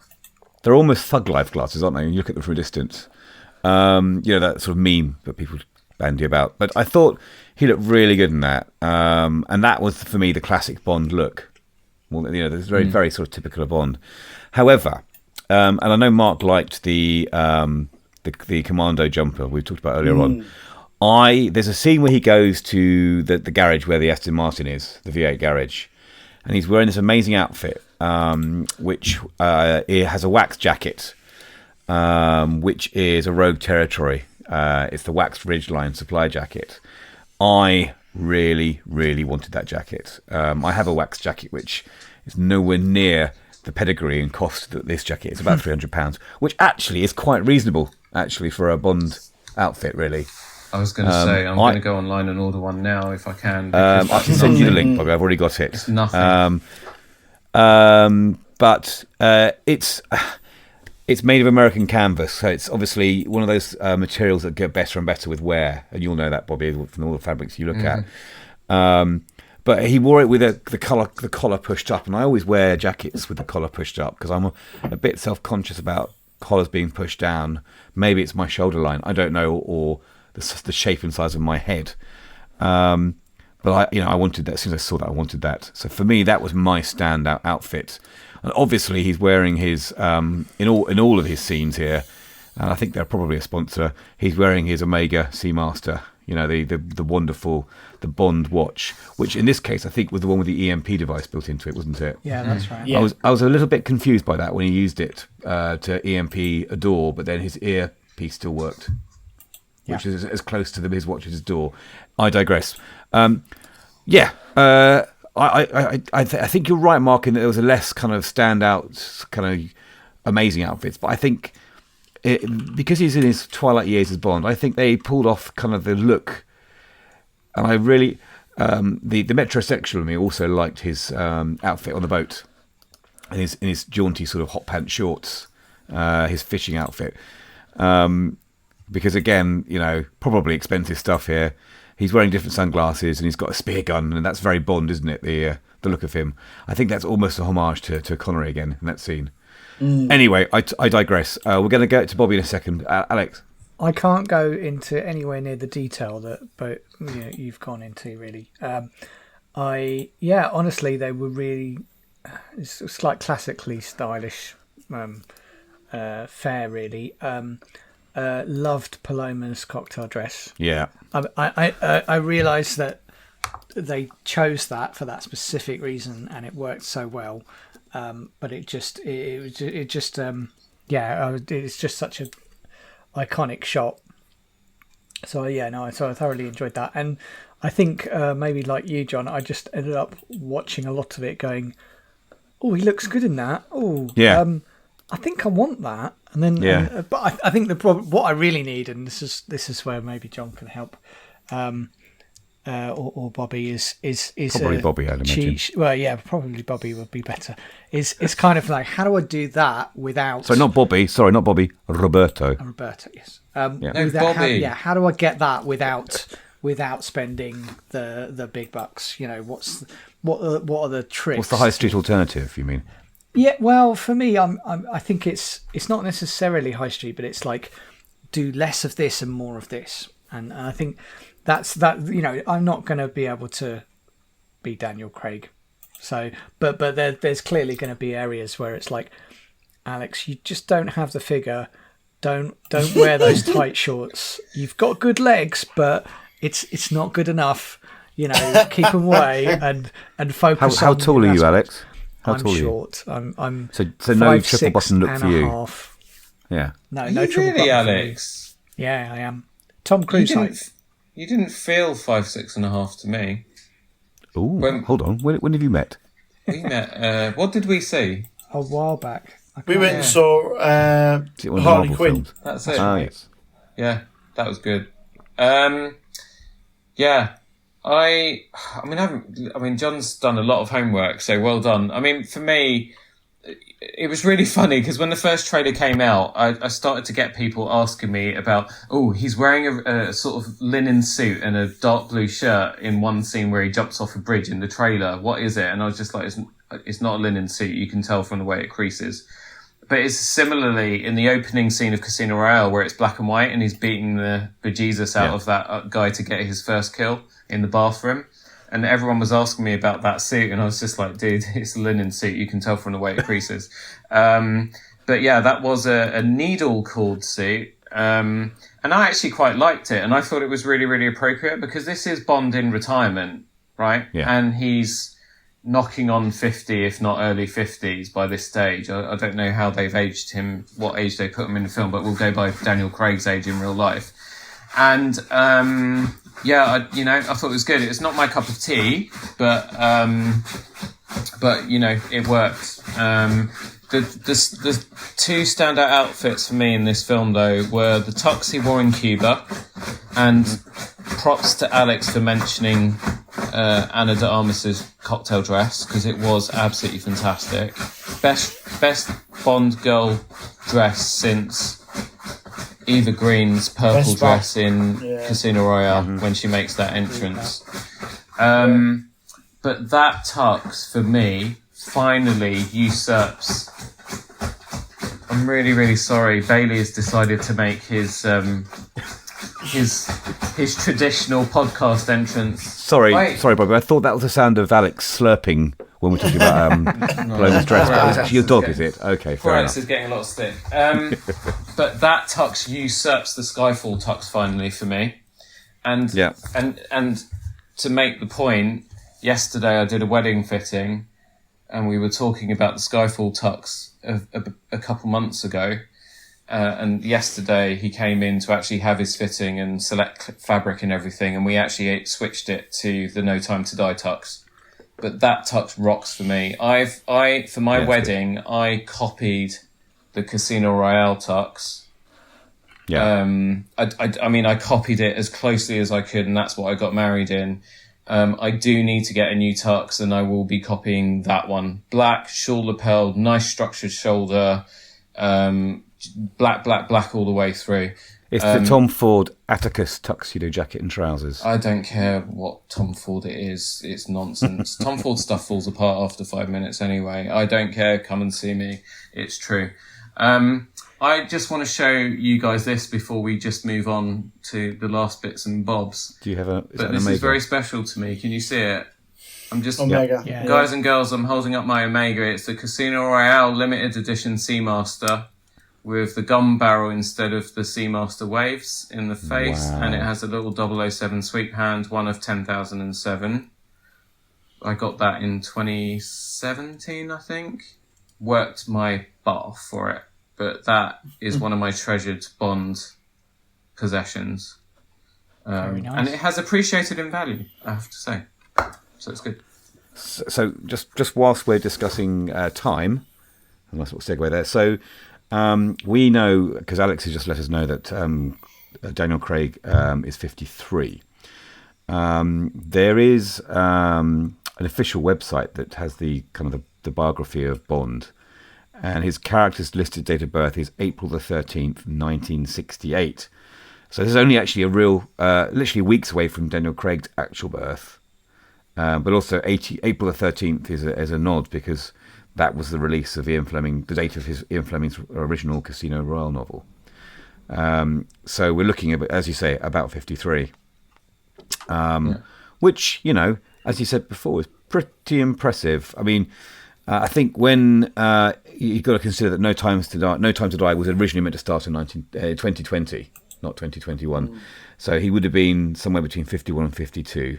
Although there's a bit of fudge there, but yeah, I think they've done a really good job there of preserving his age as the character's age. And I wonder if that's going to be a factor in how they choose the next Bond. Before we speculate, what did everyone think about Bond's final mission, and what do we think about what's going to happen next? Alex? Yeah, so I think it was a fitting end. I could see that everything was going really nicely, and then something was going to go wrong. So we kind of foresaw that was going to happen. Yeah, it was still sad, and I think it was quite a good send off for him. And yeah, it's like saying goodbye to a friend, but as in like Joey or Chandler from Joey or Chandler from Friends. It was like that, and the same thing when you watch the reunion episode for Friends. There's emotions there you didn't realise that you had, but you all of a sudden go, actually, yeah, I feel really nostalgic about this. So yeah, I totally understand, sort of totally get that, and yeah, looking forward to a reboot. So, how about you, Bobby? Again, I've said it Hold time on, and time before. before just stop you, Bobby. Sorry. Yeah. Alex just said the word reboot, by the way. Oh, sorry, I missed that. It's all right, don't worry. Sorry. Last night on our Slack channel, guys and girls, I told Alex off and told him never to say the word reboot again, otherwise I'd murder him. I won't, because I love Alex, but yeah, I hate that word. It's just so overused. I know, what else can you call restarting a franchise or whatever, but... Call it an era. Reimagining, or ushering in a new era, whatever. I don't... Yeah. Okay. Sorry, do carry on, Bobby. Yes, as I said before, I did love it. It's still a 10 out of 10, despite some of the nitpicking and faults that we found. But it was a perfect farewell to Daniel Craig. I think overall they did a great job with it. I am still even now feeling very melancholy about it. I think I do want to go and see Venom on Friday, but I think I'm going to switch it and I'm going to go see Bond and then go see Venom at the weekend. But I'm very, very sad. But I think it was the right way to end his run. It does feel a tinge of kind of like Harrison Ford sort of like looking over. Harrison Ford came out of the cinema and was like, well, he got his wish a lot sooner than I got mine. It took them 30 years to kill me off. But that's a really crap Harrison Ford impression there. Were you impersonating Harrison Ford? Sorry. Yeah. Didn't realise. But yeah, I mean, you do wonder if Daniel Craig just mentioned to them, could we possibly just, kill me off and just make sure that I never come back to it so I'm never tempted. But yeah, no, look, I loved it. As for what happens next, I don't want to speculate too much about who they may or may not pick for the next one. I think I'd just like to let that story run without me being involved in it, and then one day there'll be an announcement and I'll hopefully be pleasantly surprised. Yeah, I think I've got an idea of how you can be involved, Bobby. We'll come back to that. Mark, what about you? I really like the cast that they've got at the moment. So you've got Ben Whishaw as Q, you've got Naomi Harris is really good as Moneypenny, you've got Ralph Fiennes as M. I think it would be a shame to completely #reboot and lose all those characters. Although I do think that in this film, obviously Bond dies, Felix dies, Blofeld dies. It does seem to me that they are kind of wrapping up this era. And it wouldn't surprise me if we didn't see them characters again, even though I'd like to as well. I think if they want to carry on in that kind of Daniel Craig world with, like your Ralph Fiennes and Naomi Harris's, again, like I said on the chat yesterday, was they may muck about with continuity in James Bond, a bit like 007 is like a code name as well. So, if someone called James Bond is killed in active duty, there's also a replacement 007, and they get assigned like the code name James Bond as well. So it's kind of like a John Doe name as well, which I kind of like the idea of that, because obviously, as I said to you on the chat, there's no way that Daniel Craig's character of Bond remembers obviously what happened in Roger Moore and Sean Connery's eras as well, So I like the idea of a continuation wherein after that agent retires the name or something, after they retire or are killed in action, it goes back to another 007, another James Bond. They could go that way, or they may just completely reboot as well. I don't know. I would imagine they will. There is form, because obviously if you think Judi Dench, for example, she was That's a good point. So there is form, and it is a bit of a nod, but they never reference it, so they never go, "Oh yeah, we're back again."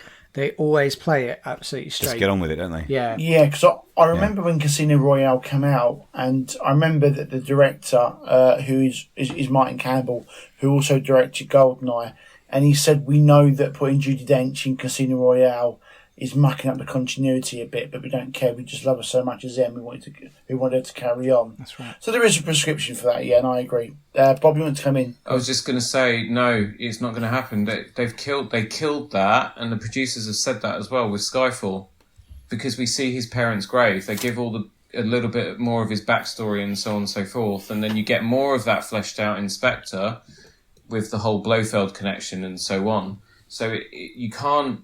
Yes, you can pass the designation of 007 to someone else, but James Bond is a person. It's a man. It's not a code name. It's his real name. It's not a code name. Yeah. So they put that sort of fan theory nonsense that's been going on for years and years to bed in Skyfall and continued it in Spectre and doubled down on it in this film.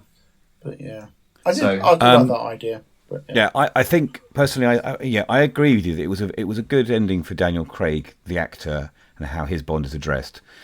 I don't know in terms of speculation. I felt this film. I enjoyed it. I'll say it again. I enjoyed the film.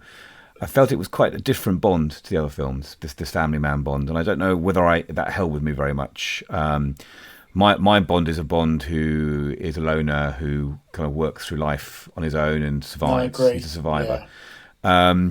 I like what they tried here, and I really appreciate that. The story was interesting, but I think. I'm with Bobby. I think, apart from anything else, Mallory, our favourite guy, M, he's going to get sent down for what he did anyway, isn't he? So we're not going to see him again. So I think they're going to completely put a new spin on Bond.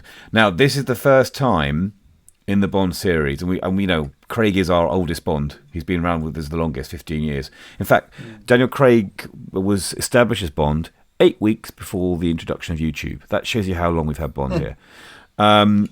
I expect that, and again, this is the first Bond series where the story has continuity. So I expect that the Broccoli family and the Bond crew, I think they like that idea. I think that's really got people going to cinemas to watch them. So I think they may do that again in the next era or epoch of Bond films. But I do think, much like Batman is now completely changing with Robert Pattinson, and I don't want any theories or views on that tonight. No. I think they're going to get rid of all the characters completely that we know, and it's going to be something completely new. And I actually welcome that myself. Just a quick one as an idea. Would you like, instead of if they go with the whole, like long arching story over 4 or 5 films, as a bit of a gap between like the Craig era, and a brand new era, would you like maybe a couple of one-off Bond films, or maybe with like one actor for a couple of films, like in a 60s set sort of Bond? I'm not saying like an origin story Bond or that.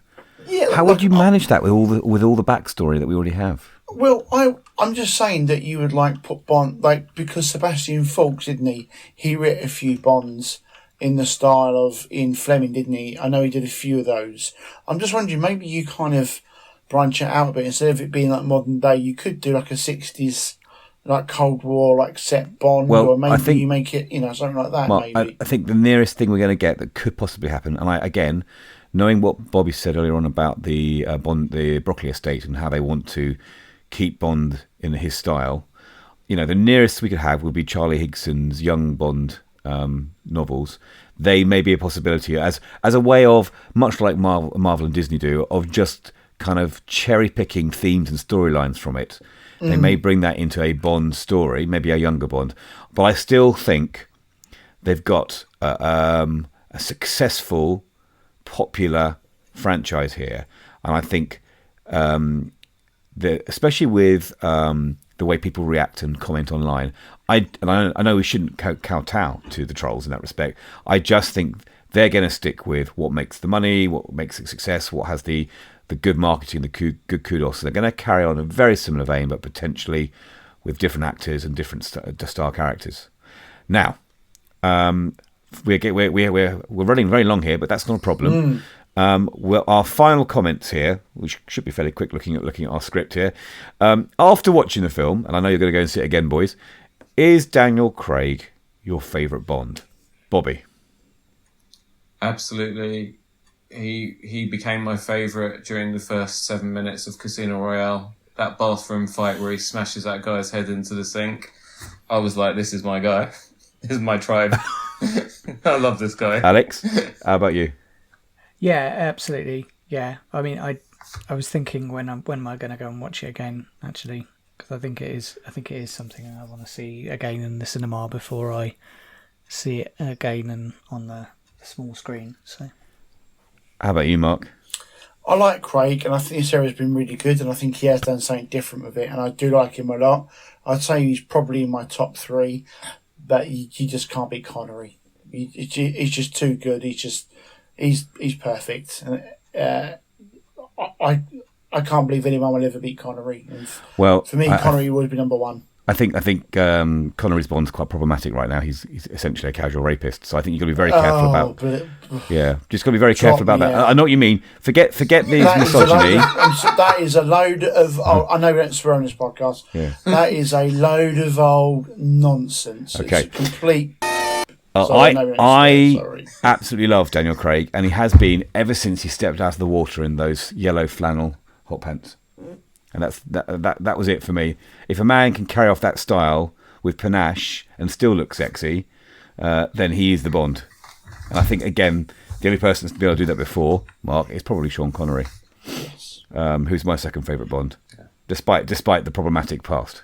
There's no problematic past with Bond. It was a product of its time. I think, and actually, just to riff off what Mark just said there, to be respectful to the other Bonds, I think each Bond was obviously a reflection of their era, right? Yeah. Each individual one.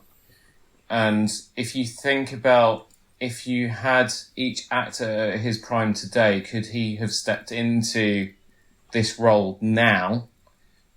That would be a very, very difficult thing for each one of them to do. I think what I'm trying to say is that Connery did a great job during his time.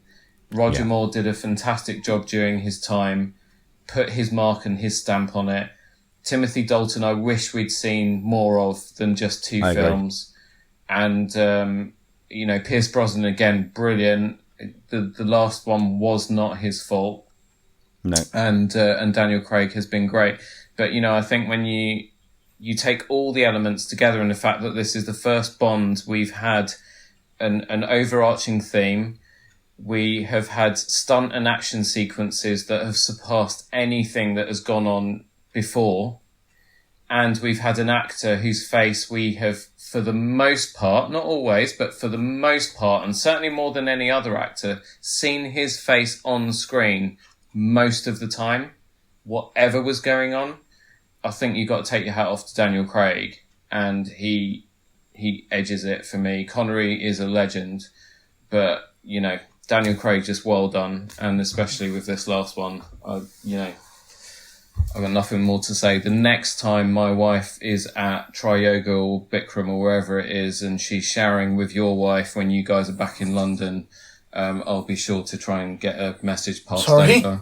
Yeah, so this is a story that John made me say for the podcast. So a few years ago, Carolina, not that long ago actually, just before COVID, Carolina got back from yoga in Primrose Hill, and she said, I was in the changing room and I was stark naked, and so Carolina's got some scars from previous childhood trauma and so on. And this lady came over and she was so friendly and she was so nice to me. But the bizarre thing, we were just standing there just completely naked, just chatting away to each other. And our lockers were next to each other. And basically after a bit of digging and probing, because she was like, I've seen her in something before. I think she's an actress. So I started going through lists of movies that we've seen together, and it turns out it was Rachel Weisz. She's also shared the locker room with Emily Blunt. John's speechless right now. Well, I'm sorry, but yeah, that's pretty cool. That's pretty cool. Yeah. I think we're all speechless. Yeah. Okay, and we'll do our usual housekeeping now at the end of the podcast. Thank you, everyone. It has been an excellent discussion. And again, we've all learnt a lot and disagreed. And I like it when we disagree. I think that shows a good variety of opinions. You can find our podcast at our website, playpauseturn.show, or you can search in your local, your podcast player of choice for the phrase Play Pause Turn. You can find me at John PR Evans on Twitter. Alex, where can we find you? It's at Alex Hansford on Twitter. And Bobby? It's Bobby Revilla on Twitter. And Mark is obviously a secret agent here and doesn't want to reveal his identity on Twitter, so he doesn't. I'm not even on Twitter. I was on Twitter, but I got rid of my account a long time ago, so yes. He's in the real world now. This has been Play Pause Turn, and thank you for listening.